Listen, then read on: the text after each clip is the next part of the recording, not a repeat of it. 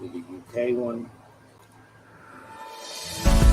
Looking for stories that are fresh and new? Dark fantasy, humor, space exploration, time travel, cyberpunk, alternate history, and more. They're in the L. Ron Hubbard Presents Writers of the Future anthology from 24 award-winning authors and illustrators, plus art and writing tips and bonus stories. L. Ron Hubbard Presents Writers of the Future. Buy your copy at galaxypress.com, Amazon, or wherever books are sold. Cyberpunk. All right, welcome to the Church of Mabus. It's Friday night, 7:07 p.m. Central. Listen to United Public Radio. We got Wham here with us tonight, co-hosting. Hey, how you doing? And tonight's guest, Robert Earl White, and had a UFO situation in his neck of the woods, the backyard, and we're going to talk about that. But a few things that I want to talk about. I got Fred Anderson from Sweden. He's coming on. Cool. October 6th. Very nice. He sent me a bunch of alien black box stories because I had an encounter with the 3 aliens with the black box, and he loved to hear that story and the cat jumping at him and them vanishing. So he sent me a bunch, and I just got this book from Shannon LeGros, and he's coming on the 6th. So excellent. I told you. Here's the thing with some guests coming up, Wham. A lot of them are Jay nights, but lately Jay can only do a show once in a while. So on particular ones, you may want to sit in, or if he's not here at all, whatever you want to do. But I'll show you the schedule. Well, just send me the schedule. I mean, I kind of like having some of my Fridays off, you know. I understand. But send me the schedule, and I'll see what I can do. If there's particular ones you want to sit in, you can. Absolutely. I got Wild Trees and Bobby Dizzle on the they'll sit in. They don't have a problem. Yeah. Wild Trees is about to sit in on a couple of Bigfoot shows. Next week's a dude with those funny, weird B movies and stuff. He's on YouTube about like weird Bigfoot movies and stuff. But let me get to the next thing. Let's see. What was the other thing? Oh, I talked to Stephen Flowers today. And, you told me about that book. And he doesn't like technology in a lot of ways, so I was like, I'm just going to call him. So I called him on the phone, and he did you look at the cover for his new book? It's like a horror book or something. It's like a history. It's called Gothic Meditations at Midnight, and keep an eye out for this book. He's coming on in October. Gothic Meditations at Midnight. And I'll just read the little blurb or whatever. Gothic Meditations at Midnight is part memoir, part history of classic horror and science fiction films. Most of it offers unique, esoteric, and interpretive takes on these films. And it ranges from Dracula to Nosferatu to Phantom of the Opera. And it's just him breaking this stuff down and some of the occult symbolism that's in a lot of this stuff. That sounds fun. And Edgar Allan Poe. And there's all kinds of stuff. H.P. Lovecraft in it. But that's going to be a good one. And one more thing, and we'll get started. There's a guy, and I want you to, if you can, check out AM Inc. Publishing. And that's amincpublishing.com. He may be giving us our final guest for October because, I always make Halloween crazy. And this guy puts out books with, like biographies that authors write with stars who play people like Jason from Friday the 13th. Like there's a Kane Hodder biography or whatever. What is it? Autobiography if it's about you, or I get it mixed up. But it's if you've written it, then it's an autobiography. Okay. If somebody's written it about you, then it's a biography. I think they're biographies, but everyone's involved. But another weird one that's coming out, the guy that played Leatherface in Texas Chainsaw Massacre has a biography. Gunnar Hansen, I believe is his name. But he's basically going to come on, and I told him you can have that date and do whatever you want with it. So it should be a good one for sure, a weird one, that's for sure. So I like to keep the horror going for Halloween. Yeah, for Halloween. And we mostly do paranormal, but sometimes we have like I've had Joe R. Lansdale on about Weird West, which is like horror Western. He's like the granddaddy of all that stuff. Yeah. A lot of it. So we like to get weird too. We always get weird, but Robert Earl White, it's great to have you here, and I want to hear your story and share it with everybody. And it definitely sounds very, very fascinating. How would you like to begin? I really appreciate coming on, especially being down in Louisiana. The last time I went down there after Hurricane Katrina hit, my church group, I was about 16, 17 years old. I went down to New Orleans, Biloxi, Mississippi. I paid for other people to go down. I went there, worked until I got blisters on my hand, helping people that lost everything, and the insurance companies weren't helping anyone after that horrible hurricane. But I just want to say, after going down there, seeing these people with absolutely nothing and seeing the light and love just coming out of them, some strong people down there. And since then, I've had such appreciation and an understanding of the good-hearted people down there that, they care a lot more than just physical material. They're good-hearted, people in tune with the universe, caring for one another. And a big shout out to everyone down in Louisiana. So with that being said, a little bit about me before I get into my UFO crash story that happened in 1991. I grew up here in South Jersey, across from Delaware. I got the Delaware River, Delaware Bay, in between New Jersey and Delaware. That's right about where I am, in the very bottom part of the state. It's nothing like North Jersey. We have nothing, no cell phone service. I grew up hunting, muskrat, growing vegetables. We would go out in the creeks and get muskrat traps, all that stuff. So a real country style living. And a lot of people think of New Jersey, they think of like Jersey Shore. Trust me when I say that's not where I come from by any means. I grew up. Sounds like Georgia. That's where I'm from. I've had friends from North Carolina. They come up and they go, "Whoa." They come to the area. They're like, this reminds me of, Alabama. A lot of people around here call it the Alabama of South Jersey. Maybe you Louisianians will get a kick out of that joke right there. But we're pretty backwoods people. And, but yeah, I grew up here, single mother, moved around a lot, lived in every town, in every county, whatever.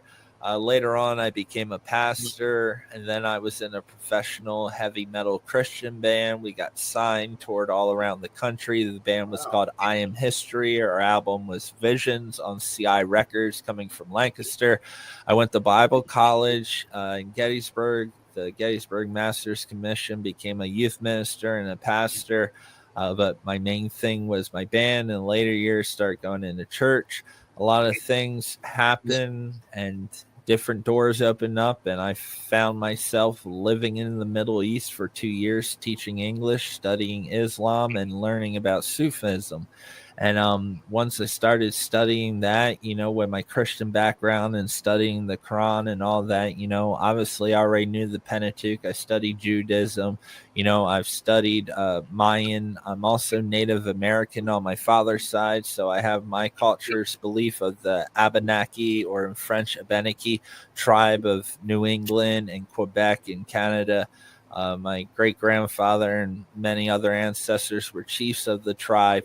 And I've tried to learn as much as I can. I've done a lot of things. After being an English teacher in Turkey and Samsun on the Black Sea, directly south of Crimea, when Russia took over Crimea, I was living over in Turkey. That was happening in my backyard. My house was right there on the Black Sea. No one said anything. My family here in America had no idea what is going on. And with that being said, it's just shocking. It's such a big deal now because I was over there saying, what's going on? I had a lot of Russian friends, a lot of Ukrainian friends that came to Turkey to live and work. And I love all people. People are wonderful. Governments, they're all the same as well. I prefer people over governments any single day. Wonderful people. I can't say the same for the governments, but I really got to see a different side of the world, being in the Middle East, learning that culture, and living in Mesopotamia, seeing sites far beyond Göbekli Tepe. I've been there, and so many other ancient sites in Turkey, places that are 12,000 years old or older, the birthplace of Abraham, etc. It's just insane, the ancient civilization of the Hittite. I lived in like their capital, Hatashua, in their language. And it was like a lost empire that wasn't rediscovered until like the late 60s. So there's so much history over there, especially biblical history, and just going over there, being one with the people, seeing their love, connecting with them. It was absolutely amazing. I came back to America. Things weren't as I thought they would be. This was around 2015, 2016. I was over in Turkey for 2 years. I came back. I got a job. I was a warehouse manager for a commercial door and frame company. And for 6 years, I was doing that. And unfortunately, my mother got really sick and she passed away. But during that time, 2 months after she passed away, I finally found evidence after, at this time, 30 years of searching for evidence about my family's UFO crash case, which my mother that passed away was a part of. I finally found the evidence. It took me 30 years, but my entire life, my mother and I, we would talk about it. I would tell close personal friends, never went public because I didn't have the evidence. But I always made a promise to myself, if I ever found evidence, I would shout it from the highest mountaintop and I would tell everyone about what happened to my family. And it was a big burden to carry for so many years. And that's why I'm sharing it now. But just a little bit of my background. Just a little bit. We appreciate it. And when did the event happen with the UFO? Yep. So it's a big story. Got a lot to say. So I understand. It happened April 21st, 1991, 10:18 p.m. at night on a Sunday. This was in southern New Jersey, within 2 miles of the Salem County Hope Creek nuclear facility. There was a creek that was on the backside of the nuclear facility, which was built in 1977. This is 1991. The creek directly behind Hope Creek Nuclear Salem County Power Plant ran directly behind our house. So there was my house and my aunt's house directly next door. And there was a road, and we had a very thin tree line that was in the backyard. Beyond that tree line was the Lower Alowace Creek, hence the name of the UFO crash incident. It's known as the Lower Alowace Creek incident. Now, this creek had an old wood bridge that they had tar, and one car at a time would go across, one of those old bridges. There was that bridge, and it was a road, and on the left side of the road coming from our house, it was nothing but foxtails. You know that, being from, Louisiana has a lot of foxtails and cattails, I think you call them down there. I'm not sure the name. I'm looking at the MUFON case you sent me, the paperwork now. I'm going. Oh, yeah. So it was really marshy, a lot of mud. Like if you walked out there, even if you had waders on, you would sink right into the mud. And it was a pretty wide creek, about 25 foot to 30 foot wide creek, especially where the bridge was. And they built the bridge at one of the points that is a little bit more narrow. The rest of it's very wide. So this is where this all went down, directly behind our house, April 21st, 1991, Sunday night at 10:18 p.m. My aunt that lived directly next door, my Aunt Booty, she was 38-year-old single mother. She was getting ready for bed in the upstairs of her house, and she went into the bathroom. And as she was using the bathroom in her second story, looking out her bathroom window, above the tree line behind her house, about a telephone pole or two above the tree line, there was a very long triangular craft, not a perfect triangle by any means. It was a very long, almost kind of like a spade. It was very thin and very long. It wasn't your standard triangle. It wasn't a perfect triangle, not TR3B for everyone out there that may be into this stuff. This was very different. On the tips of it, there was 3 blue lights. And in the center of it, there was a blinding white light. The material of it looked black, almost like a meteorite. It looked like a rock more so than a smooth down finished metal material that we would expect to see from like our rockets or our aircraft. It seemed very natural and organic, like it was made out of some black material. Now, the cloud coverage and obtaining documentation, the cloud coverage this night was 1,200 foot. It was raining the night of this incident. So to let everyone know, people say, how low was this thing? Like I said, it was a telephone pole or two above the tree line. We were looking at it on a 45. The cloud coverage was 1,200 foot, so it was definitely under 1,200 feet towards the ground. It was much lower than that. That's just where the clouds were, and we wouldn't have been able to see it if it was above the clouds. So my aunt sees this craft just hovering there. It's the size of a very large black helicopter. If you've ever seen a military helicopter up close, they're actually pretty big, like the big black ones. Imagine kind of that size from our perspective, and it was pretty big. Okay. My aunt sees this craft just hovering there above the tree line, completely silent, no sound coming from it. And the only reason we knew it was triangular was because of the 3 blue lights that were on the tips of it. And that white light that was in the center, it was unlike any white light we've ever seen. It was more like a plasma, is the closest thing I could describe to anyone. I've never seen a light like it, but that's just my educated guess on what this possibly could have been.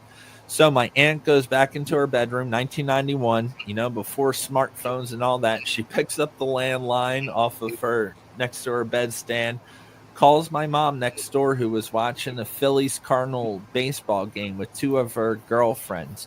My mom was 22 at the time, single mother, and she was with 2 of her friends. They were fairly young as well. One was a little older, but they were out the night before and they were just hanging in and watching the baseball game. So my mom hears the phone ringing, and my mother, she goes to the kitchen where we had our house phone on the wall, and our kitchen was in the back of the house facing towards the direction of this craft.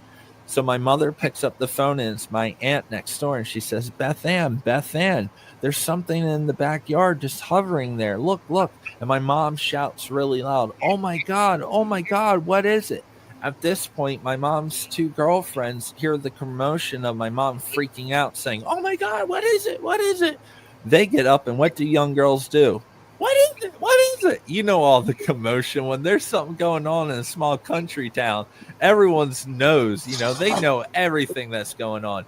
So the 2 girls go running through the house screaming, what is it? At this point, I was upstairs on my bed, and my bed was towards the back of the house. I had a window in the center of my bed, and if I stood up on my bed, I could actually see out the window. And I heard the commotion and all the adults running towards the back. So I saw this too, but no one wants to believe a 3.5-year-old child. I was 3.5 years old when this happened. I was just at that age where you start to comprehend things. And I cannot tell you the kind of damage this story kind of left on me. It really confused the crap out of me. No doubt about it. But so I saw this as well, but I'm going to tell it from the adults' perspectives. I was a kid. Just to be fair, I'm a guy that stands behind evidence and not fantastical stories. I'm not here to sell entertainment or to make a Hollywood movie or write a book. I'm just here to let people know what's really going on. So with that being said, my mother, her 2 girlfriends, I'm watching this, the neighbor next door. Later on, there was multiple police reports. 2 other callers called and reported seeing this. And about an hour north, around 2 o'clock in the afternoon, there was another police report of someone seeing the same object, 2 o'clock in the afternoon, when the crash happened at 10:18 p.m. So there are multiple police reports. I've recovered all this information, military transcripts, everything. This is legit. This is a real UFO crash story. So we're all watching this, all right? We're all watching it, trying to figure out what it is. How could something that big sit there so still? With a helicopter, they call it the leaf factor, where something kind of sways like a fallen leaf. You know what I mean? Yes. When it's hovering there, like when a helicopter hovers there, it's not perfectly still. There's a little this thing was perfectly still, like eerie. Like it's abnormal to see something so large, so big, completely silent, just there as like unnaturally still. I don't know if I could hold my hand that still, unlike any sort of aircraft we've ever seen. The whole incident took place around 5 to 6 minutes to give everyone a time frame. As we're watching this, all of a sudden, number one question a lot of people are probably going to ask or comment or whatever is, if this is a UFO and these advanced beings coming from other parts of the universe, how could they have crafts that would come all the way to Earth and then just crash? And I need to make this point before I tell you what actually happened. They don't just crash. There are directed energy weapons that our government special access programs, unbeknown by Congress and Senate, that they're investigating now. We have weapons and technologies to take UFO crafts down. They don't just come here. They're thousands of years, but a microwave, an EMF, a neutrino detector, etc., different sort of frequencies and radar transferring and transmitting radars, not just tracking, can cause a lot of trouble for certain kind of craft out there. So with that being said, I just want to make that point. It's a great question a lot of people ask. No, they don't just come here and crash. Of course not. That's I've silly. had several pyramid situations where I've seen craft, and I don't know what they were, but anytime someone tells a story, and with yours, it's like I start remembering mine. It's like as you were describing it, I started like having flashbacks of seeing them. I actually saw several come out of a hole in the sky with my mother, and she said, "Oh my God, Jeffrey, what is that?" It was like a portal, and several came out of it. This was in Georgia. And then another time I saw one over some power lines with a friend, and a white light came out of it towards us. And I swear I don't remember anything else. He doesn't remember it at all. I remember it plain as day. But I understand with the pyramid craft, but I don't know what they were. It could be ET, could be Black Ops. I don't know. I just don't know. But I'm going to need you to come on the show, my show sometime, because one of the things I love about what you're saying you don't know. And the fact you're saying that, I actually believe you, because the people I've talked that have actually encountered these things, we don't have explanations. The frauds, the phonies, the storytellers, they'll write books on this thing, and they'll tell you it was this alien or that or this or that. And I've found the most credible people, when they really see something for real like you did, we really don't understand. And by no means do I understand what I saw or what I'm seeing today. But I really want to hear more about that. That's wow. I'm going to have you on the show. But to get back to the story, so we're watching this craft, and all of a sudden, I said there was 1,200-foot clouds in the sky. And as we're watching this, a beam of light or a ball of light, I don't know if it was a beam or a ball of light. It happened within a second.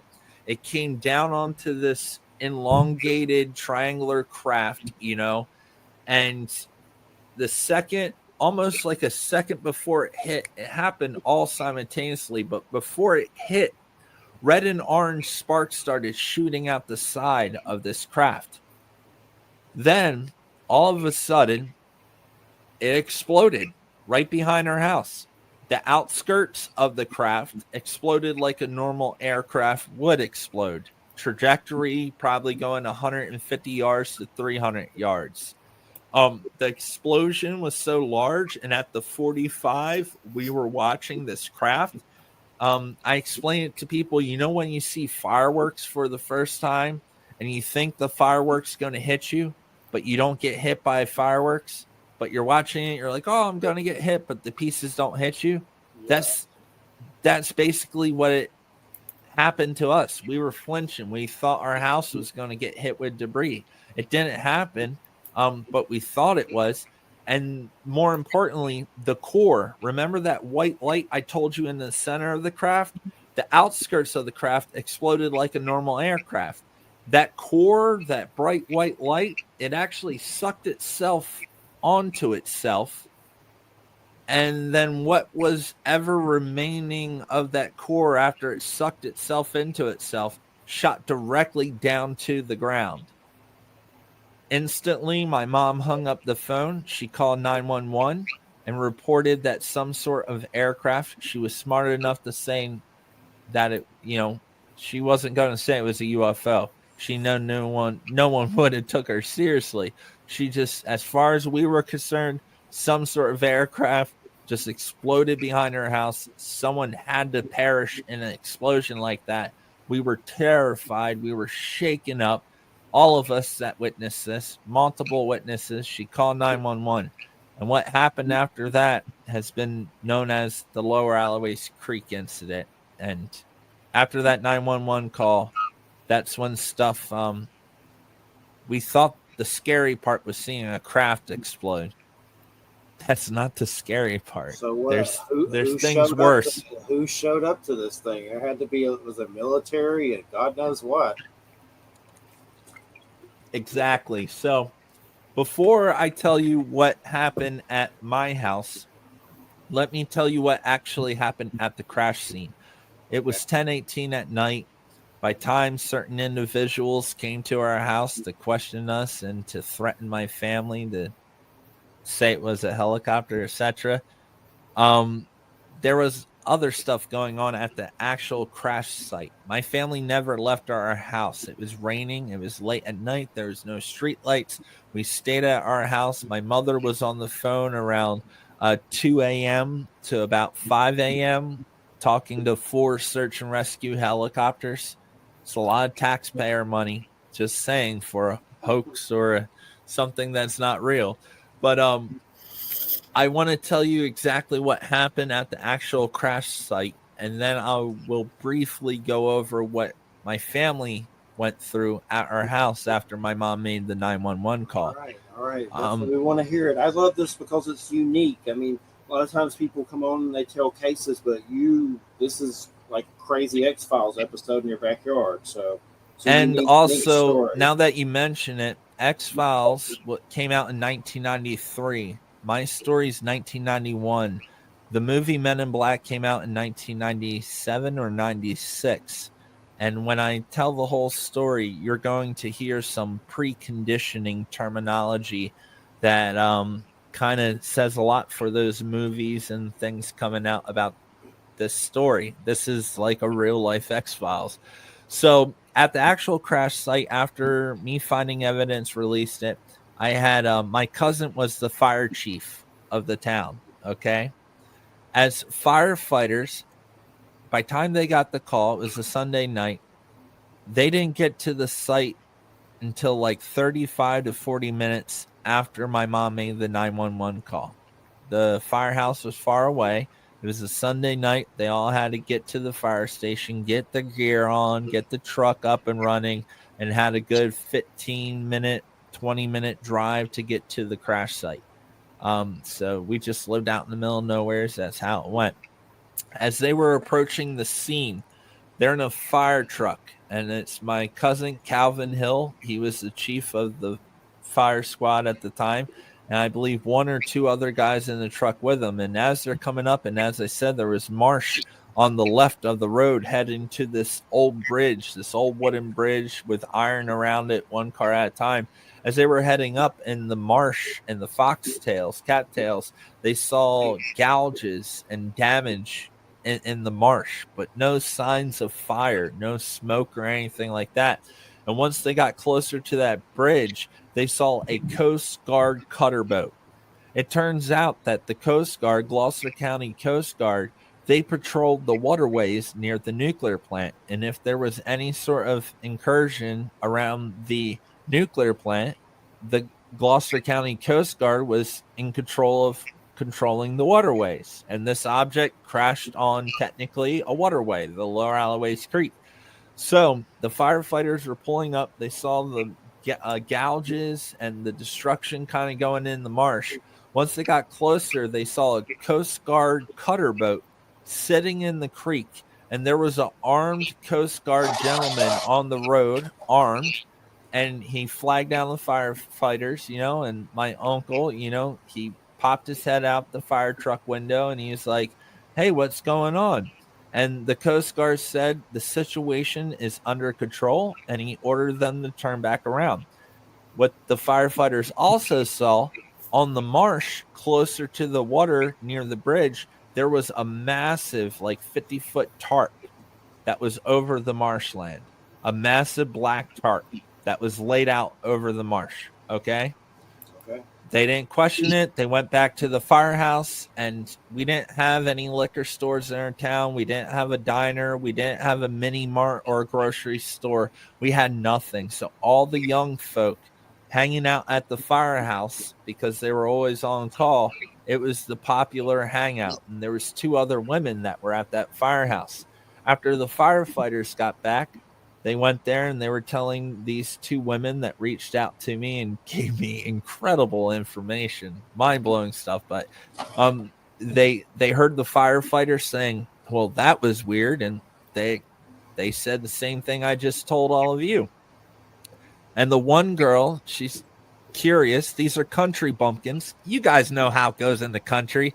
We're all up at, we're nib shitters. We just look for everything. We're all up in other people's business. We got to know everything. So these 2 very curious girls, the first girl gets in her car and she drives to the site. This would have been, the firefighters got there around 35 minutes after. So by the time this first girl got there, this would have been around 50 minutes to almost an hour by the time she got there to see. So about, 50 minutes to an hour after my mom made the 911 call.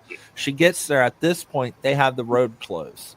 To this day, the road is still closed and the bridge is still shut down. It shut down in 1991 after this crash. It's still closed today. Little side note. But she gets there, there's a sign there saying road closed, and she looks down and she sees a tree cutting service truck, a local tree cutting service, not a military, not some like secret special project tree cutting service, just a standard tree cutting service truck there removing trees in the area. And she goes back and she delivers what she just saw. She said, they were removing trees. And once again, the firefighters and the second girl that was there were really intrigued, wanting to know more what was going on. So the second girl, she gets in her car. At this point, she's getting there around like maybe an hour and 30 minutes, maybe more, after the first call was made about the UFO crash. As she got there to the road closed sign, she saw orange lights flashing, and there was a black flatbed truck, not military, just a plain flatbed truck. And on the back of the flatbed truck, there was black tarped objects on the back of the flatbed. This would have put this around, anywhere from 12:40 to almost 1 o'clock. Okay, just to give you a time frame when everything was said and done, which kind of suggests to see the flatbed with tarp materials on it. It seemed like they got the site cleared within 2 hours, which, my personal opinion, that's impossible with no street lights, raining, dark, and nighttime. I have no doubt that there was no way they could have got every single piece. I just think they got that core part that I told you that shot straight down. I think that's what they were really trying to collect. I know for a fact, and I've been trying to tell teams and investigators that have the right equipment due to the environment, I know there's still debris out there, and I would love to get a serious team to find some larger chunks, because there's no way they cleaned it up. And as I said, my mom was on the phone around 2 a.m. to 5 a.m. Talking to search and rescue helicopters. The problem is, once the search and rescue helicopters got there, the site has already been cleared. Now, that's what I know and what I've documented at the actual crash site. What happened at our house is even stranger. So, my mom made the 911 call about 10-15 minutes later. Our police come. Police come to the door. Where, what, and when. Very simple, less than 10 minutes. They go next door, ask my aunt the same thing, and then they leave. I don't know what else happens to the police. I have their reports. I have the police actually defending my mother and aunt to reporters and stuff that were trying to play the narrative that they were trying to play, and the police actually saying that these are credible adults and we believe that they saw what they saw. So that's important, but we didn't see them after they came and took initial statement. This is where it gets really weird. 25 minutes after my mother made the call, we have 2 black town cars pull into our driveway. All right. This is 1991. It wasn't strange.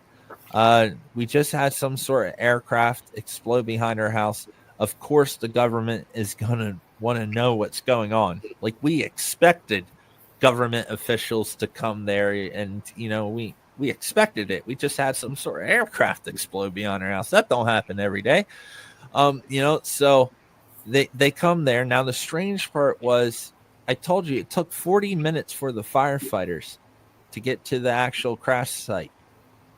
And the people in the car, one of them was from Dover Air Force Base, which was across the river. You have to go all the way up north, go over the Delaware Bridge, then go all the way south to get to Dover. It's about like an hour and 20-minute drive going fast. The closest town next to where we live was a 15-20-minute drive. So this kind of tells me that Dover Air Force Base, my aunt just saw this thing hovering there. I do not know how long this craft was hovering behind my house. It could have been there 20 minutes. Could have been there for an hour. It could have been there for 3 hours for all we could have known. We just saw the last 6 minutes of it before it exploded. So they could have already been en route, and how they would get to my house, any government official for that matter, even if it was New Jersey's government officials, there's no way they could have got to my house that quick. So that allows me to know that they already had this thing on radars because it was so close to the nuclear plant, and they were monitoring what this strange object was. So these 2 black cars pull into our driveway. They out the one car, 2 men wearing black suits, black hat, no sunglasses. Yes, they looked human. This is before Men in Black and X-Files. We didn't know what those things were. They came up, and out of the other car, there was a gentleman dressed in clear Air Force attire, little badges, clearly Air Force. I remember it quite well. It was the first time I ever got to see someone in military uniform. It really stuck with me to see that uniform. And I was actually in junior ROTC myself once I got older, so really struck an interest, stuck with me. But I saw them come up to the door. My mom let them in, not thinking anything. They come inside our house through the kitchen into the living room. We had a little sofa and a coffee table, and the 2 men wearing the black suits stood in front of the coffee table, and the gentleman in the Air Force went off to the side of the room. And the 2 men in black suits asked my mother and her 2 girlfriends to sit down on the couch, and they did. And the men in the black suits, which something I got to say, something really strange, they never asked my mom, these 2 girls, they never asked what they saw. This is where the story gets absolutely insane. I know how crazy it sounds. It don't make no sense. I get it. But this is just what happened. The 2 men in black, call them what they are, pull out a notepad and a pencil. And they look at my mom and her 2 girlfriends back in 1991. Country folk, very religious. Jesus, Jesus, Jesus. Backwoods country folk, very spiritual people, not UFO wackadoos or fanatics or nothing like that. Very spiritual, religious people. They look at my mom and her 2 friends and say, "Can you draw 3 different kinds of extraterrestrials with this notepad and pencil?" And my mom's 2 girlfriends started cracking up hysterically, saying, "What a bunch of BS, what a bunch of nonsense. This is baloney. What's going on? What are these UFO investigators? Like, what, like, that's what they thought, even though there was a guy from the Air Force standing right there, it was 1991. They couldn't comprehend it, so they're cracking up, and my mom just kind of remained silent. At this point, by the time they got there, it was almost like 10:50 at night. It was getting later. They were all out hanging out the night before until like 4 a.m. They were beat. The 2 girls were in the process, and they said the 2 girls could go ahead and go, and they just really wanted to talk to my mother. So the 2 girls, they get their pocketbooks, they get their coats. It's April, it's raining. They're just getting ready in the kitchen, getting ready to leave, go home after the eventful night. And as they're going ahead and go, they didn't think my mom was in danger. They didn't, why would they think that? We just saw something crash. We didn't do anything, like it wasn't even in our mind. But after they left, my mom actually began to draw 3 different kinds of extraterrestrials. How my mom knew what they were, how my mom knew how to draw them, I honestly have no idea, no clue. It was strange.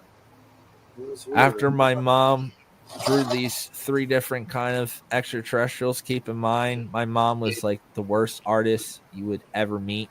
They were chicken scratch, like 1 step above stick figures, honestly. It was like the worst extraterrestrial you could ever imagine, but somewhere deep in her, I guess she knew something that, I was unaware of. I think she was too. At this point, she drew these 3 different kinds of ETs.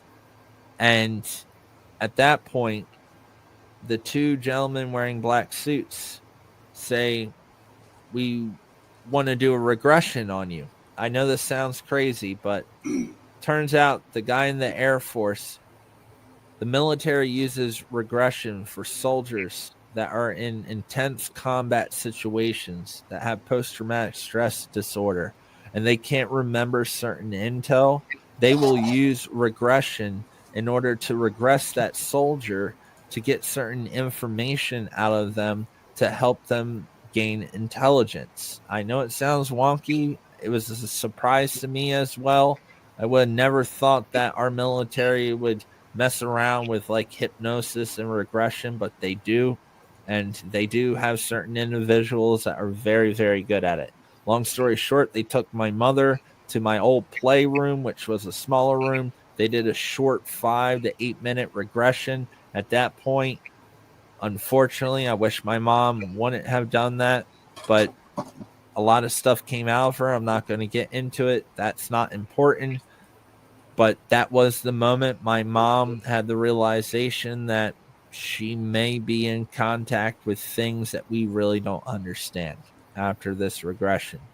With that being said, they go back down to the living room after this short 5 to 6 minute where my mom was talking about her experiences and encounters with these beings and going on crafts and being dematerialized. Like, my mom graduated high school. The things that like came out of her mouth for being a country high school graduate that had me at like barely 18 years old. She got pregnant during 17. She had me at 18, very young mom. So like, it's crazy the stuff that was coming out of her mouth. There's no way And then she if could. that craft's in that vicinity, and if it's alien, then they're probably doing weird stuff to people. So that's probably, that's why they're doing that. And I think my mother and my family, we didn't know that. But the men that came to our house, there's a reason they never asked about what my mom saw, what we saw. We just wanted to talk about what we just saw. We just saw something blow up. Let us tell you about it. They never asked that. I believe they know exactly why they were coming here, was because why was this craft behind our house anyway? And it didn't just blow up by accident. It was taken down because it was on our radar, because it was in a no-fly zone since 1976 around nuclear plants. Since 1976, there was a law that passed that within 10 nautical miles, which is 11.1 miles, there should be nothing flying within a nuclear facility. It's a law. So they got radars patrolling these areas. And if anything is flying around those areas, they're going to know. And that's what Dover did. And as you were kind of getting at, I think they had their own suspicions that, there could be some sort of connection between whatever that was and whatever my mom was going through. So my mom, they take her back downstairs and they ask my mom, "Do you have any questions?" At this point, my mom's head just smoking. You can imagine smoke coming out of her ears, completely flabbergasted, not understanding any of this, traumatized by seeing an aircraft explode, then finding out that otherworldly beings are, taking her and communicating with her and creating hybrid children with her, etc. It's a lot to bear for anyone, especially someone that's not in the science fiction and stuff like that. It was a lot for her to handle. And, my mom's main concern being a 22-year-old single mother, and I was 3.5 years old at the time. And also at the time, my 80-year-old grandfather that we took care of also lived there at the house, but he was asleep in the back room. He didn't see it. But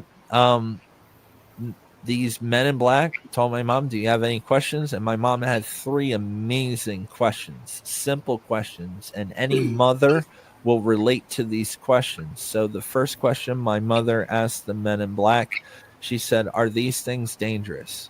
A true mom question. First thing a mom's going to want to know, can these things hurt my children? The men in black said, if they were dangerous, do you think we would still be here? My mom said, okay. How do you argue with that? It's a good point. Okay.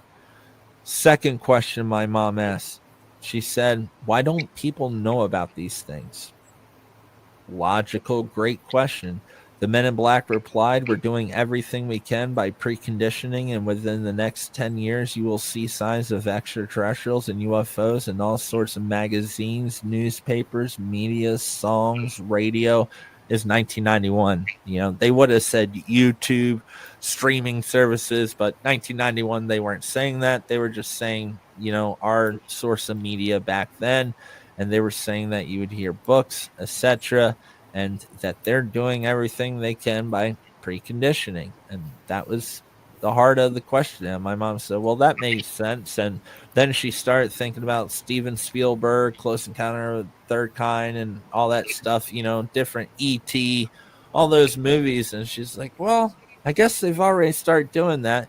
And it was 1991, and they told us 10 years, so we thought disclosure would be in 2001. I'm not going to get into it, but something happened in 2001 that distracted the world. Moving on and pushing forward. It seems like anytime we come this close to disclosure, something really bad happens. It just happened again in 2020. Something really bad happened in the world right at the time they were releasing the UAP footage in the Pentagon. Something really bad happened to all of us, and we were all locked down. Same thing happened in 2001, right? Big distractions. Every single time true disclosure will come, there will be a distraction greater, because these reverse technologies are more valuable than anything on this planet, and they know it, and they'll do anything and release anything and distract people with anything to keep this stuff buried in special access black programs and buried deep. But with that being said, and I wanted to add one thing is I've wondered, and we've heard different stories about them supposedly already having contact with the government and Eisenhower and technology trade-offs, and possibly wondering if missing people go to some in a weird way and things happen to them. And I know you were just on Laura Eisenhower's show. I've interviewed her a long, long time ago, and I know it gets all that secret space and all that can get bizarro. So it wouldn't surprise me if they've already had some kind of contact with something. And then what ties into what's so weird happening right now with the congressional hearings, and then the Skinwalker Ranch and beyond Skinwalker Ranch, where you're having all these military officials on a show on the History Channel that's just gotten bizarro. And then I was telling you about this book, UFO of God, The Extraordinary True Story of Chris Bledsoe. He was just on one of those Beyond Skinwalker Ranch episodes with Colonel John Alexander summoning a UFO with the CIA analyst. And now this book is on Amazon in the Christian section, like 5 stars, and people are practically, going crazy under it. And it's weird. I mean, what are they up to? They're definitely up to something. They're either being very sincere about the phenomenon, or they're faking a lot of crap, or a little bit of everything. But he got on that show, and then when the 4 minutes a UFO came, that was like a ball of light, which I think they're more like angels or light beings, and sometimes they can travel in they're speed. alive. They're different things. But what's weird, if you go to Amazon, I haven't read it yet, but I'm going to. and I'm using discernment because I don't trust it either. But it's weird. But the whole book is Christianity about to hijack UFOs. Like, it's so many different layers that you could go with this. But that's a weird book for sure. I haven't read it yet. But the guy was on that show. They even hooked up like neuro scientist technology to do his brain waves during it. Instead, he like entered a zen trance or something. But the weirdest thing is that Colonel retired dude's there the whole time. So that's what's alarming about all this stuff. So they're definitely up to something for sure. Yeah. And I'm wonderful friends. I was just talking with Laura Eisenhower. She's wonderful. And I love talking to her, and especially with her great-grandfather being Dwight Eisenhower. Holy smokes. The conversations we have behind the scenes off camera. Like, I'm a history buff, so it's the closest thing I can get to talking to that guy, which I was a big fan. But what you're talking about with Skinwalker Ranch, I've recorded about 150 of these light orbs that they're ranting and raving about. Just last night, I recorded 5 of them, posted it up on my Facebook. I didn't even have time to put them on YouTube. I see these things all the time. I'm starting to call my house Robert Earl Ranch. Has a nice ring to it. Sounds real southern. Robert Earl Ranch. Some of the stuff he did, I've done the same thing with this phenomenon. I'm not saying I could go out there and do it right this second like he does, but in the past, I've had situations where witnesses, and I've said, watch, I can make it move, and I swear they moved, and I've had the same weird, that's why it creeps me out. I get goosebumps talking about it. It's a similar phenomenon that mirrors my own, and now it's on TV with a bunch of government spooks, so that concerns me. with cameras, I've recorded a lot, but they've always kind of seemed to like do whatever they wanted to do. But I did have one video specifically where it interacted with me. I was recording it. It's about like 6-minute video. It's cruising along.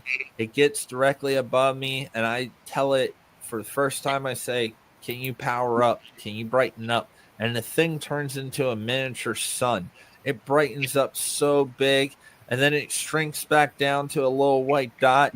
And I'm gasping. I'm like, holy crap, I can't believe it actually responded real time. I've recorded hundreds of them doing crazy things, but I didn't feel that like connection in between me and them. This time I didn't. After I caught my breath and I stopped geeking out, acting like a 5-year-old in complete shock, I just said, thank you so much. I love you. And do you know, second the I love you came out my mouth, this thing does it again. Turns into this little miniature sun. So and it was so beautiful, like what you're saying. And that part is freaky. When we see airplanes going by, we're like, oh, they don't see us down here. We're just an ant. But to know that there's some sort of consciousness connection between some of these living crafts. Yeah. Well, that's like down here at Silver Lake, Florida, I saw the 2 beams of light leave my house as if they were in it and flew through the roof into the heavens. And I was completely sober, and I'll never forget it. But I think they're part of that phenomenon somehow, like they're, I guess, angelic or ET, whatever you want to call them. But those beams of light have something to do. A shaman, Itzhak Berry, he said the dead can travel in balls of spears. So there's a lot of other stuff connected to it. Definitely. Yeah. And before I return to my story, but because you just said it and you said inside your house, April 21st, 2012, I was going through a really hard time. At the time I was a pastor. I was in my apartment, and I actually had a ball of light manifest within my apartment. We had dark blinds on our windows. It was a small apartment, 3 feet, arms reaching from me. This massive, about 2-foot circumference diameter sphere of light, which the insides look like electrical spaghetti water. I don't know how to describe what I saw. It appeared right in front of me. It only lasted 4 seconds, but let me tell you, I was a pastor at the time. I believed in a lot of things. After seeing that thing, that was the first time that I really believed that there is a lot more that we don't see or understand. It like confirmed my faith, my beliefs, and it also confirmed to me that I had doubts I didn't even know I had. I thought I was a true believer. I had no idea until I saw that thing, and I'm like, there's actually like something else going on, like whatever people call angels or demons or great spirits, my native beliefs. And the interesting why I was bringing this up, because you brought up the natives. Many years went on, and I wasn't really raised by my native side of my family. I didn't really know my dad until later years, and I just recently met my dad's sister, and we're Abenaki Native American. And my aunt told me that all the women on that side of the family have seen the same light spirit. They call them great spirits. They don't call them aliens. Don't call them angels or nothing like that. They call them great spirits. But it's definitely something dimensional, as in it's there and then it can suck out and go somewhere else. But I just had to bring that up with, you're not the only one, and these things do exist, and many older cultures have stories about these things. There's a connection with the sun, because earlier I went out. I've been feeling drained, and I went outside and stood with the sun and let the white light fill my body. And after a minute or so, it just felt so weird and bright, like just like encased with that white light. And then I noticed things moving around me. But all this phenomena is definitely connected to the light of the sun, which I guess would be like the source or whatever. It's all connected. But one thing I want to read, just this blurb on the back of this UFO of God book from John Alexander. Do not be surprised if you, the reader, become one of them. Strap in for a wild ride. Colonel John B. Alexander. Become one of them. What, a Christian UFO summoner? They're like trying to commercialize UFO summoning now. It's getting weird, man. That's all I know. It's really weird. Yeah. And yeah, that's cool. That's and it's shamanic. All this great spirits. That's neat for sure. Yeah. So going back to the story, the third question my mom had for the Men in Black, which is probably the most important question, because it's the only time where they actually brought up anything to do with extraterrestrials or anything like that. The third and final question my mom asked these two gentlemen wearing black suits and black hats that looked human but acted really weird, like the way they held the pencil, the way they did certain things. They were just weird. That's the only way I can describe them, but they looked human. The third question my mom asked them was just finding out, keep in mind, she was just finding out that these beings are in contact with her and taking her and doing whatever with her. She was concerned, and she asked the Men in Black, when these beings had me off on a ship somewheres, what would happen if something happened to my baby, me, I was 3.5 years old, or my elderly grandfather, and they needed my help, and I'm not here to help them? What would happen? Like a good motherly answer. Like, I don't care that I'm being taken up on ships, but what if my kid needs me? What if my grandfather needs me? I don't care about all the aliens and whatnot, I just she really cared about us. And this is where it got weird. The Men in Black said, if anything was to happen to your child or grandfather, they would have you back. And the Men in Black snapped their fingers in such a weird way, and they said like this. And they snapped, and they said they use small little grays that stay behind. That's the most important part. They use small little grays that stay behind. And if anything was to happen to your baby, to your grandfather, they would have you back. And the Men in Black, the way they snapped was so condescending. Like when we're just talking, we're like, boom, real quick. They were just a really oh, look at what we can do. It was weird. I don't know. They're weird. So they leave gray guards or something behind when you go, in your house or something like that? Is that what they meant? I don't know, because I don't. Like they leave someone to watch over or something like that. Because growing up as a little boy, I don't remember looking in the corner of my room and seeing grays, or was it washed out of my head not to remember that? But I honestly, being real with you, I do not have those memories. I don't remember seeing grays ever watching me, even though my mother was constantly being, in contact with these beings. I'm trying to stay away from the word abducted and taken. It has a negative You know, I'm remembering something that happened with me not too long ago at my fiance Christina's house when we lived there. Uh, I let the sun fill my body, like I said earlier, and went back into that house. And was a nurse, and she's still a nurse, but she was taking care of her grandmother who was transitioning, who passed. But I Mhm. went outside and stood in that light, and then went back in that house. And astrally, I saw grays standing around that house. One was standing over the passing away grandmother. At night, Christina saw one standing over me, and I never saw one. That was the first time I've ever seen anything. astrally, you It saw was it this. was like that. Yeah, it was like they weren't physical. It was more like a. At first, it's like, am I seeing a weird sun thing because I was in the sun, like a flash from a camera that makes you see weird crap? But then Yeah. you really look, and it has like a humanoid form, like kind of a pink to it, and it looked at me like this, and then it kind of went away. But it was almost like somehow that sun and that energy gave me like a vision to see that they were in there. And later I had Michelle Desrochers, who does remote stuff, and she's been on a lot of shows on the network, say that there were grays there and things like that. But it was like somehow the sun and that energy gave me the vision to see them. And I don't know if they were, I didn't really feel like they were nefarious. It was almost like they were there because of the grandmother passing away or something. Like, Yeah.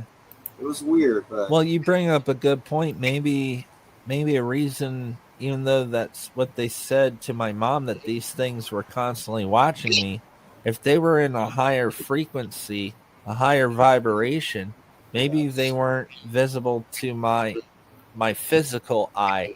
You know, now after the Yeah. crash, I did have a lot of nightmares. I had a lot of the old movie Aliens. They had like little toys that would come with like the comic books and stuff like that. And after the UFO crash, my family had to take all that away from me.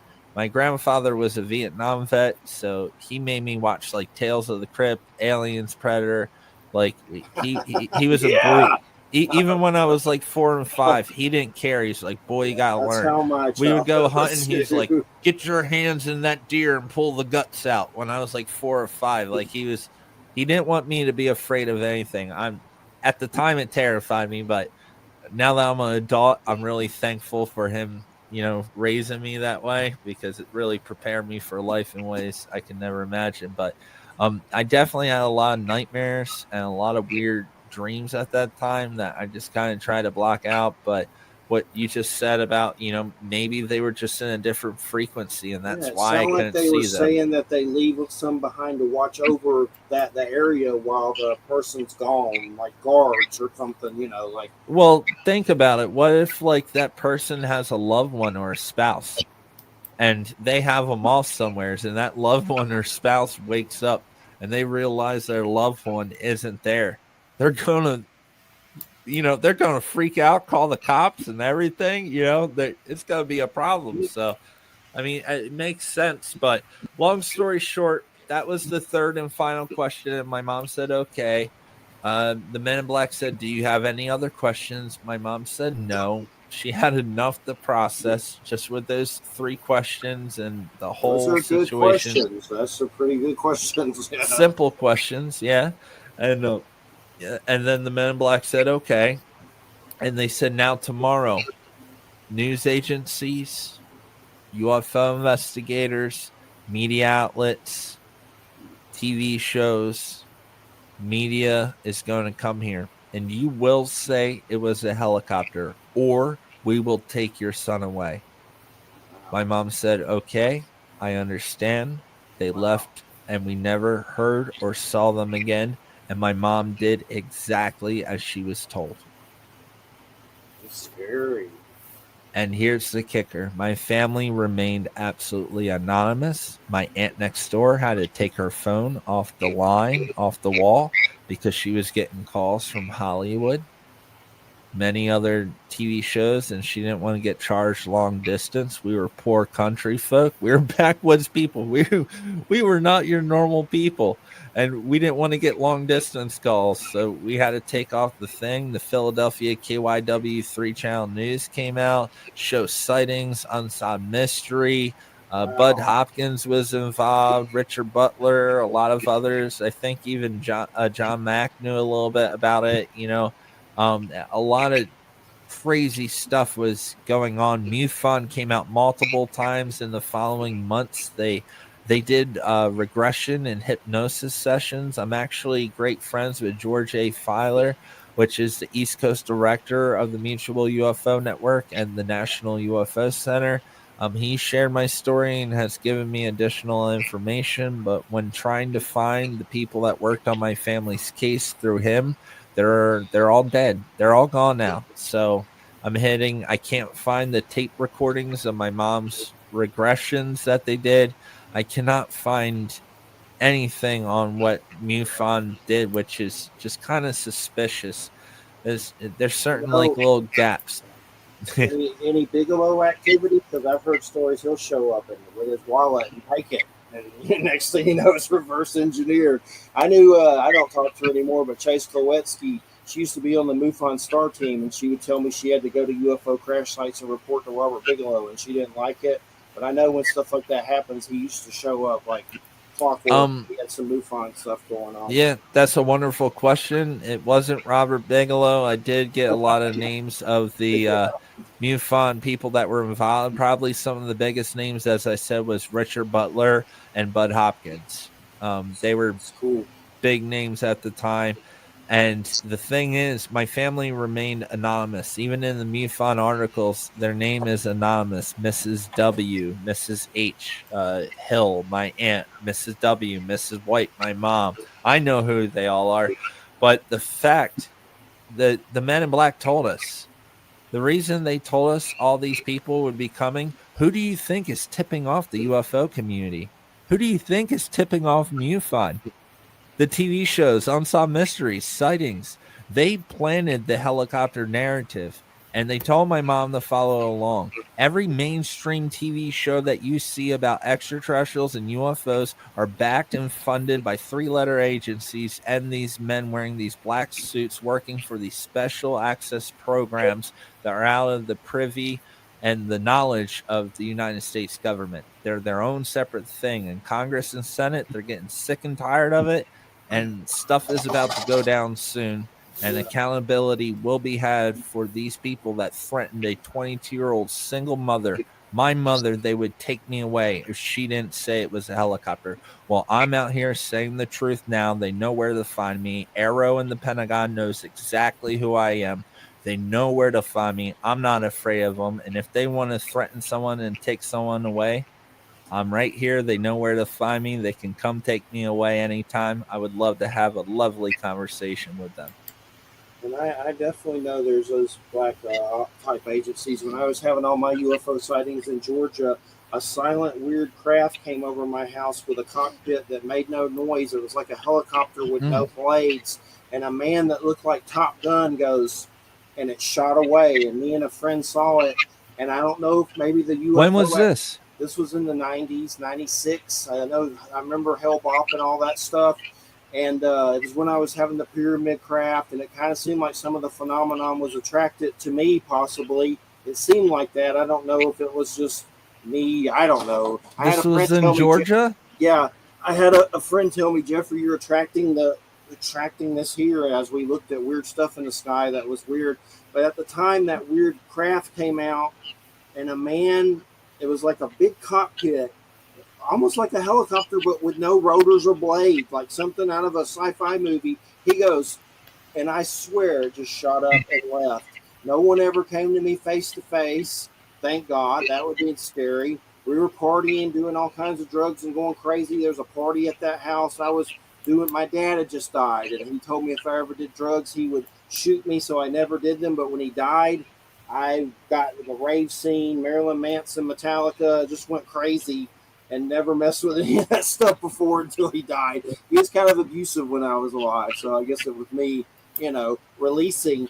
But at that time, multiple witnesses, my mom who saw the pyramid craft at that same house. But the most interesting thing about why I know those agencies exist, because that's what that was that came out and goes, and shot away. And it was a human, like a person in there. He had like apparatus on. I mean, I'm guessing that's what it was, but I really don't know. I'm thinking it was just like a human, like a soldier or something. Yeah. And we do have those crafts. The UFOs. Yeah. And that's why they came out. and they, for some reason, at one point, another weird thing that happened to me here in Florida, I had said I was going to turn my phone off, and someone put a weird $2,000 credit on my phone bill, and no one I knew did it. And I asked the phone company to send me a check of it, and they did. I shut the phone off anyway and like went on a shopping spree and paid my land tax. But some kind of agency put on that credit on my phone to keep it on so they could listen. And the only thing interesting I was doing was a show and weird UFO shows. So there's definitely those agencies. I know it. Wow. The hard way. And a lot of people think that they like will come to your door and knock and confront you face to face. That's not what they do. It's weird little backdoor stuff like what you just described. It's giving me goosebumps. Well, I don't think they have enough courage to come to face with you, Jeffrey, or myself, and to ask us face to face, and they weasel behind the scenes doing stuff like what you just said. That is so weird, man. That's wild. I've been blessed, I guess, other than having all my social medias taken out and YouTube censored, blocked out of Google algorithms, even though DuckDuckGo and Yahoo and Bing, they do wonderful, but Google has cut me out, and Google owns YouTube. So, and they've been holding it down. I've had some weird things happen. I had a PS5 account get hacked. Someone took it over completely and started ordering stuff, changed my email this month. Someone did it to Walmart. And then I had a weird incident where a guy said that I called his house and he called me to see who it was. And they say it's spoofing. Lamb's told a story about it.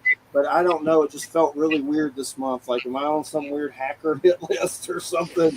That's happened this month. But I don't know if it's related to any of this weird stuff. It may just be, I know there's a lot of crazy hacking crap going on right now. It's worldwide. I hope your technology stays safe, brother. Thank you. I'm putting some manifestation over our technologies to protect it. Let me mess with my PS5. Come on, man. Oh, man. Right? But yeah. So go ahead to whatever you want to get into next. I love it. Definitely. Yeah, so after that happened, as I said, all these news media people came out. MUFON came out a bunch of times. But there's certain weird things with MUFON. For example, they came to the crash site 12 o'clock at night. There was no street lights. You couldn't see anything. It was completely dark. And they went to go look for evidence 12 o'clock at night, midnight, in an area with no lights to look for a crash area that don't line up. That's what it says in the article. Doesn't make any sense. I don't know why they would do that.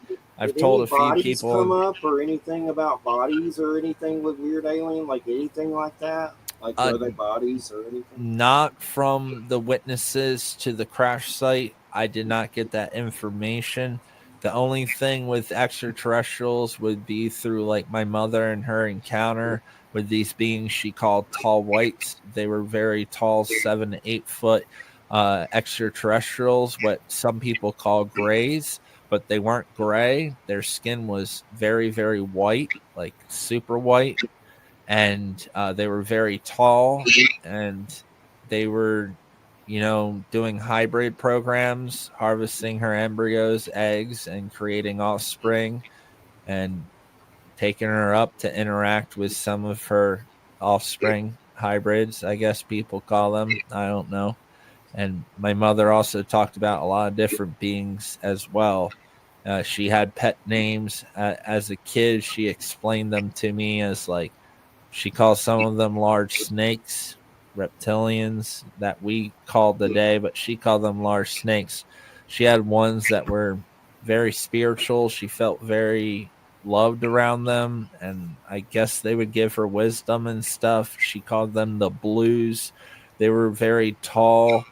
Once again, they kind of look like gray extraterrestrials, but they were a lot more humanoid, but they had a blue electricity coming off of their skin, like almost like a bluish gray, like a bluish glow coming off of it. Weird to explain, but she called them the blues. I think like some people call them Arcturians, but I really don't care about fancy names. They're just names. It don't Like matter. Avatar, the blue big aliens. Yeah, sort of like that, except the skin was glowing blue. They weren't blue. They were almost like a gray. Translucent. Yeah, but they had like electricity coming off of their skin. If if that makes any Well, sense. Weird. She saw yeah. one she called the Nordics. These tall, blonde, white, platinum haired, Nordic looking human Vikings, baby. beings. That's right. Yeah, and she also saw one she called praying mantises. She called them praying mantises. She said they look like giant humanoid praying mantises of sorts, just like praying mantises. And she saw a few others. I'm not gonna get into it. The only one she had a star system for are the little zetas. She called the little ones. She called them zetas. The little gray ones. Yes.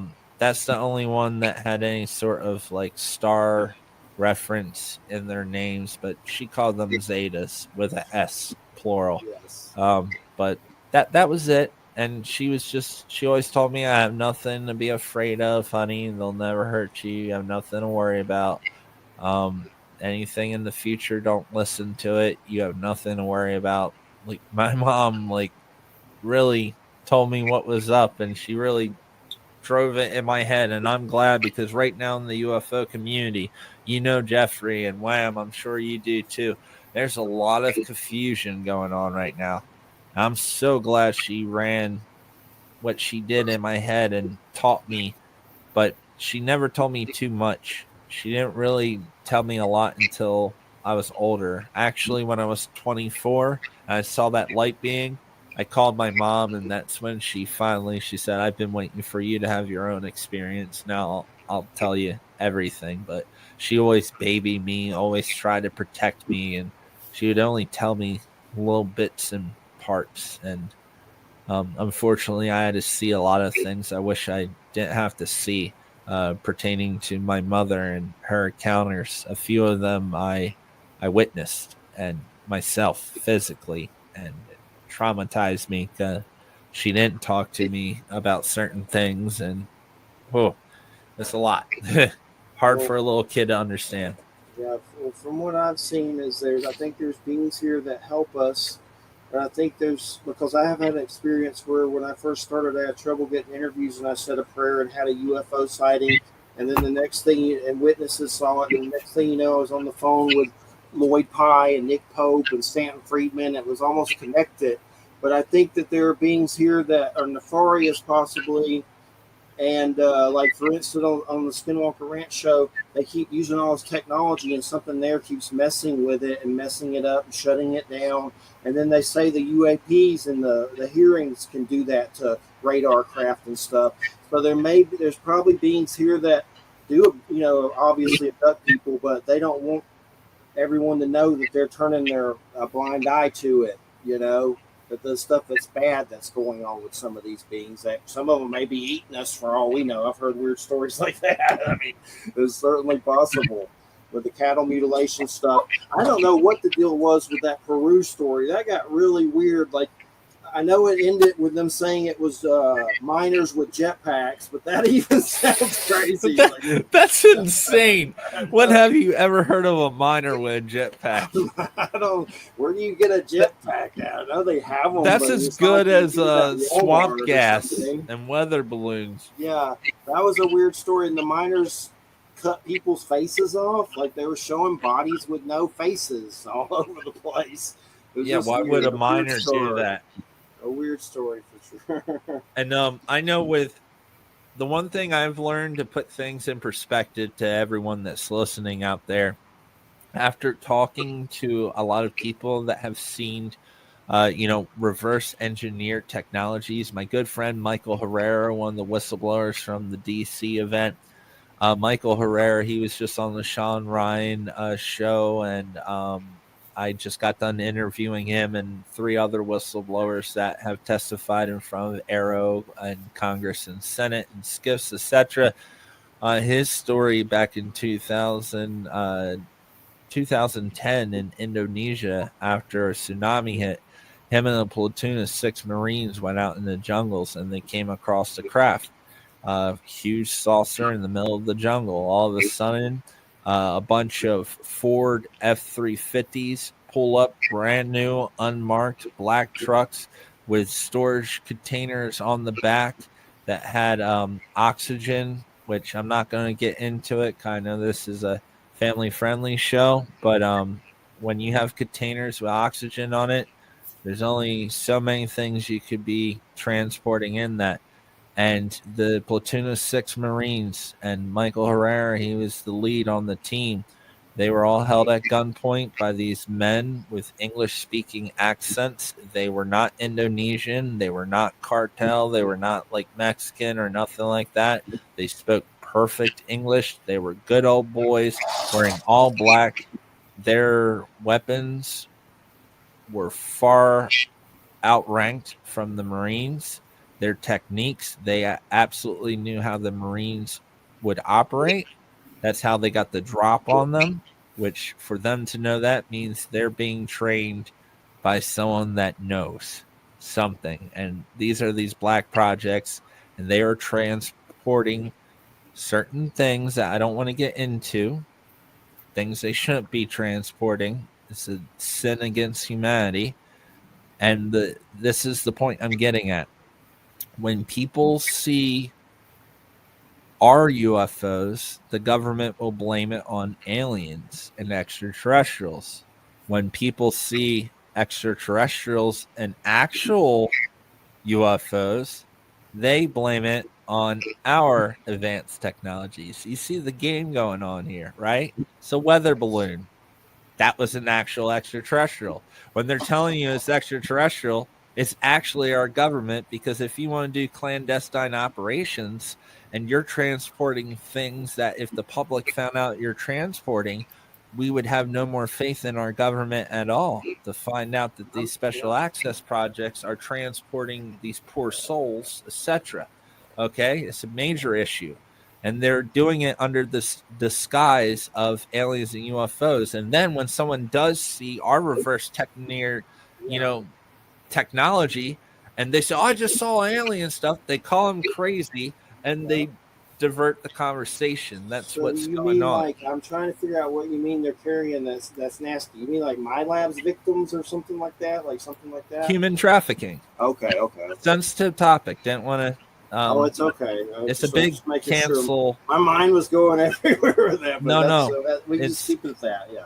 And also because it was a tsunami. Anytime like a great fire in Hawaii, anytime there is a mass catastrophe, they come along and skip up children, because when they go missing, they just blame it on the storm, earthquake, the fire, or whatever. And they can just take whoever they want and blame it on a catastrophe. They did it in Indonesia. They did it in Christchurch, New Zealand. They do it for all natural catastrophes. It's sick. It's wrong.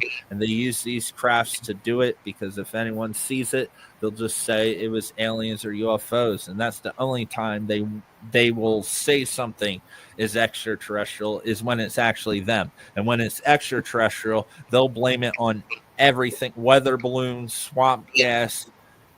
They'll just come up with any excuse. I remember in the Betty and Barney Hill case where they like saw the aliens were talking like in German or something like that, I think it was. Yeah, isn't that strange? Yeah, that's weird. In America, like that's weird. Nazi space stuff going on there, but that's strange. The Dark Fleet, right? Yeah.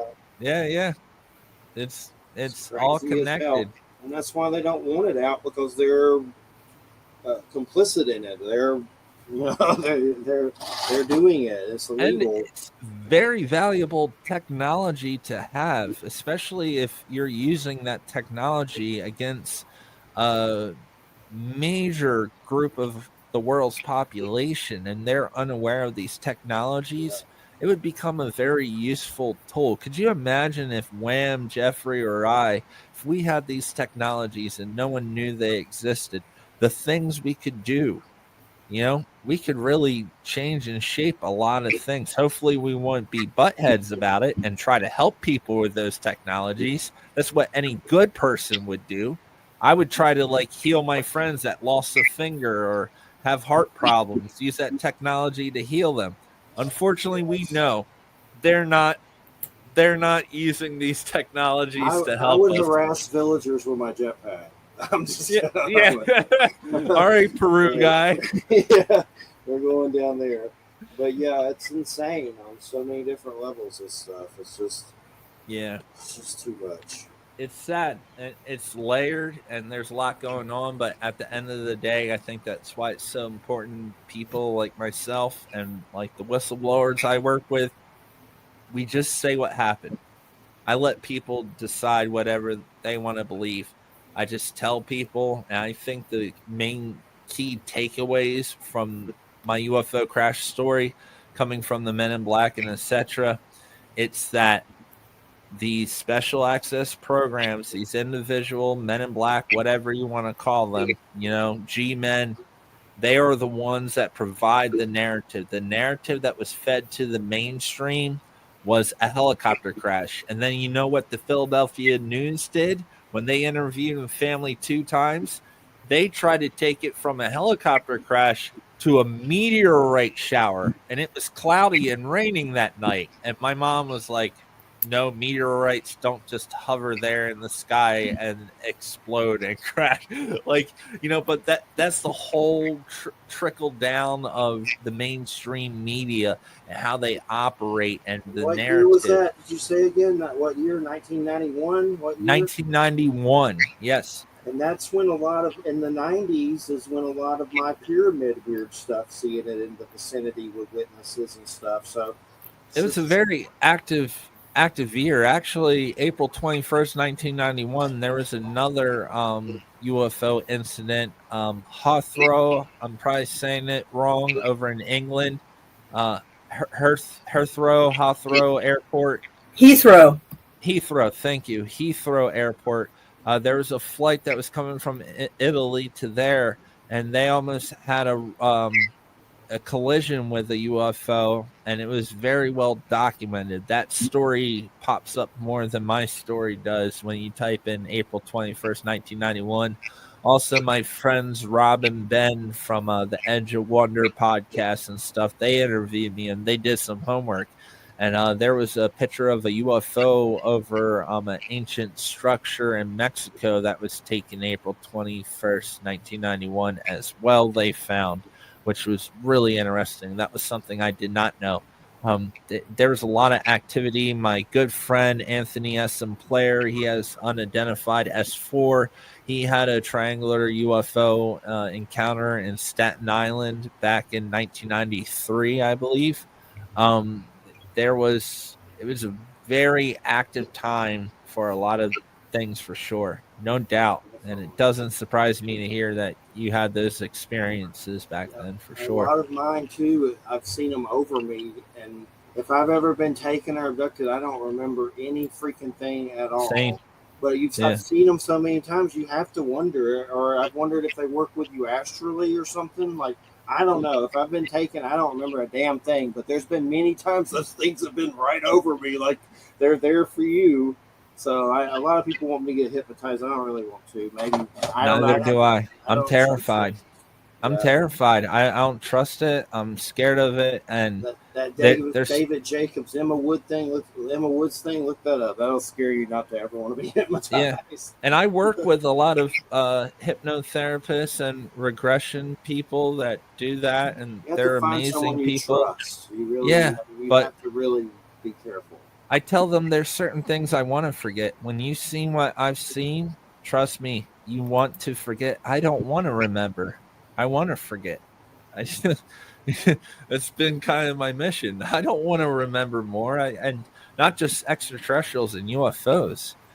We all go through a lot of hard stuff. I know for a fact, we've all had some hard times in our lives and things we wish we could forget. And I do not want to revisit that.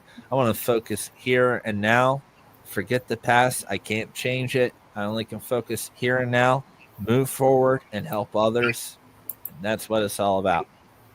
Definitely. I think it's definitely about raising awareness and consciousness about it. That's a big part of it. For sure. But yeah, that's pretty much the Lower Alloways Creek incident. If anyone's interested, I have a documentary Give us your links and stuff, and yeah, anything you want to link. Yeah, Robert Earl White, Order of Light on YouTube. If you type Robert Earl White, it'll come up, and the first playlist on my page is my UFO crash story. I made a few videos. I also had a former security guard that worked at the nuclear plant in 1977 that witnessed a UFO over the nuclear plant, setting off all the radiation alarms of the plant all the way back in 1977, the same nuclear plant that I was referencing.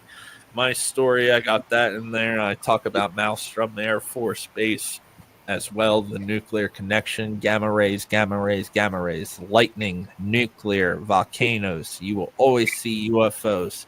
Gamma rays. I can't say it enough.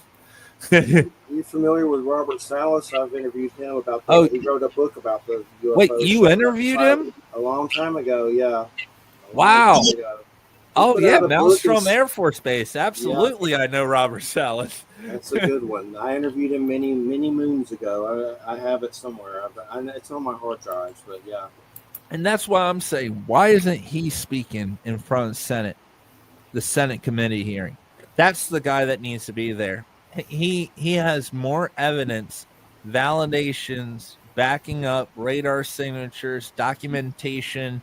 You know, the crews that came from the Air Force to inspect both NORAD sites after that encounter, their documentation, working on it. There's so much evidence with the Maelstrom Air Force Base and the NORAD sites, 2 separate sites where all those missiles were shut down. That's a case worth looking into, and they just keep ignoring it to hear secondhand stories from Grushy. Have you ever heard of the Fort Benning case that happened with all the soldiers and stuff in Georgia? Fort Benning, Georgia, with John Vasquez. He's passed away now, but you get a chance, look it up. Let me see what I can find. It's Fort Benning, Georgia. UFO case, John Vasquez. He's a friend of mine. Military soldier John Vasquez talks about a bizarre 1977 UFO incident at Fort Benning, Georgia. And basically, he speaks of 1,300 men being mass abducted, of injuries sustained in the battle with the UFO. And this is a famous UFO case that's been around for a while. So here's Kevin Smith, who's passed away. Not the guy that did Clerks, another dude that used to do UFO, but it's a famous thing. There's a book about it and everything, but a whole crazy, like soldiers freaked out wanting their mothers and saw aliens all into space. It almost sounded like psychedelics and psyops or something, but it could be aliens too, all the above. I don't know, but that's an interesting one. Fort Benning, Georgia, UFO case. Do some research and look it up. You'll go down a rabbit hole. And here's a weird thing with him. One day on the phone, he was at the base, and he said he thought someone stuck him with a needle. And he was always in this case, up in everybody's crap about it, like investigating and stuff. Joe knows him, Joe Montano, who owns the network. And he told me on the phone he thought someone stuck him with a needle. And then years later, he passed away. But that's a weird case. If you get some X-Files sojourning, that's a weird one. Yeah, for sure. That's pretty famous, but maybe. And not you said that was 1977. Yeah, let me look here again. It's been a while. Yeah, 1977 UFO incident at Fort Benning, Georgia. Okay, I think in 76, like I said, I'm good friends with George A. Filer, which is retired Air Force Major of Intelligence. He chased UFOs over England when he was stationed over there, but his job was debriefing higher personnel about extraterrestrials, UFOs, those in the need to know, those that actually had encounters. It wasn't like he was going around saying this, but 1976, here in New Jersey, we have a joint base, and there were certain details of this story I'm about to tell you, and the reason why George was filling me on this information was because there was overlapping things. But 1976 here in New Jersey, there's a joint base. It's Fort Dix Army Base and McGuire Air Force Base. Both bases basically are separated by a single fence, but they're on the same plot of land in the center of Jersey. And two MPs, military police, were in their old Jeep, and they were going through the woods on the outskirts of the thing, and they saw lights flying around. And at one point, they witnessed a small object standing in front of the road, and with their headlights on, they stopped the Jeep, and they got out. And the one MP saw a small being about 3 foot tall, big, large black eyes, slight brown skin, come walking towards him. He freaked. He panicked. He pulled his 9mm, I believe it was. He fired 6 rounds at it, hitting it a few times. The small being took off, and there was a fence that was dividing Fort Dix Army Base from the McGuire Air Force Base and the runway. And this little being, somehow, some way, they were chasing it, and it ran through the fence. Somehow, some way, it just went right through the fence. They had no idea. It fell dead on McGuire Air Force Base right at the end of the runway. At that time, I got to hear stories from other military personnel that were on aircrafts that were landing at the time that being fell dead and was shot. And they had to stay on the plane, but they turned the radios to the MP station to hear what was actually going on. And I got to hear a lot of additional information that hasn't been shared publicly, but this was legit. And Wright-Patterson Air Force Base came out and cleaned it. And the number one thing George A. Filer told me, he said, what struck me with your story that made me really believe you, and I haven't really shared this, after that extraterrestrial was killed, they called out tree cutting services that removed trees. Remember my story about the tree? It's interesting because usually when people shoot at them, it doesn't do anything to them, but you see it go through the fence and then it dies. I guess they kind of phase in and out. It had to be. It had to phase out to get through the fence, but it's almost like it. And the messed up part, like, the being wasn't doing no harm. The MP was terrified and shot out of reaction. The poor thing, I honestly feel bad for it, but I don't know if I should be saying this. In the area that it was seen is where they store nuclear weapons underground that the public shouldn't. I shouldn't even be talking about it right now. But yeah, that's why they were there to begin with, not to scare a bunch of MPs. They just saw a couple gamma rays coming. Trust me, these beings know where we are hiding our nuclear weapons. Got to make that clear. It seems like when those kind of things go off, it has repercussions universal. And I even get worried that if one goes off, it'll like eat your soul or something on an atomic level where you don't even have a soul anymore or something. And that's the thing. It doesn't even need to go off. I believe some of these beings and crafts, the way they see things, they may be able to pick up on those gamma rays I was talking about. And they may, like how we have like thermal and full spectrum cameras, etc. They probably have technologies and certain kind of, cameras, if you will, more advanced than that. But to pick up on certain frequencies and, gamma ray signatures, radiation. On the Skinwalker Ranch show, they keep picking up this 1.6 gigahertz frequency, and that's getting really weird on there. That show is the weirdest crap. If you ever get a chance to see it, everyone, you're like, what the hell is this on TV? It's just getting crazier.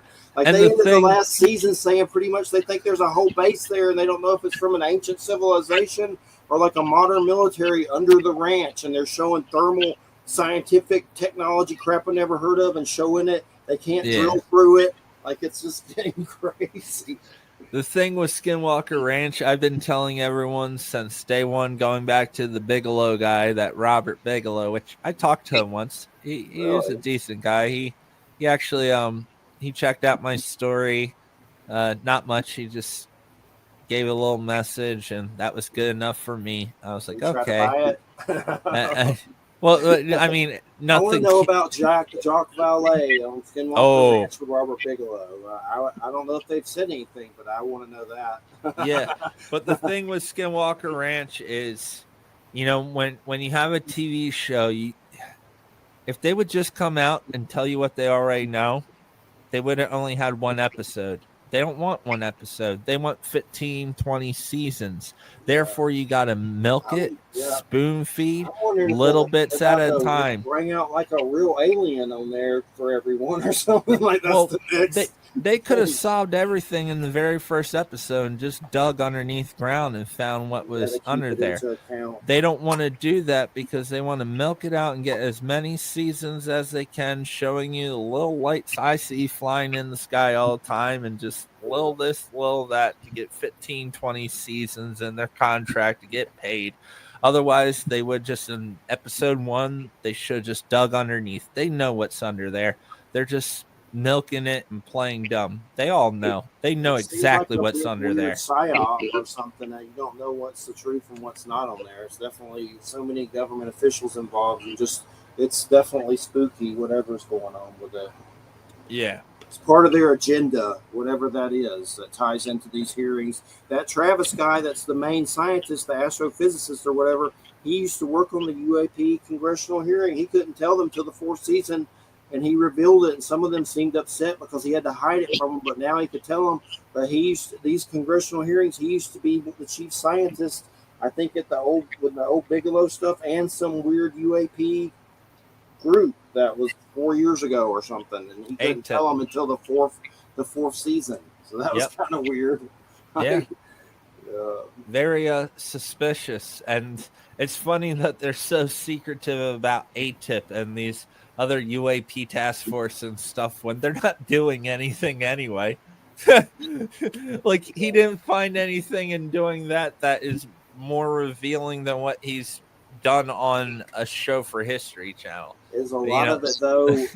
They don't know what the hell's going on more than anybody else. But if they know that, if they've worked with these bees before, they obviously know some of them may be taking people and doing weird crap to them, and abuse or whatever.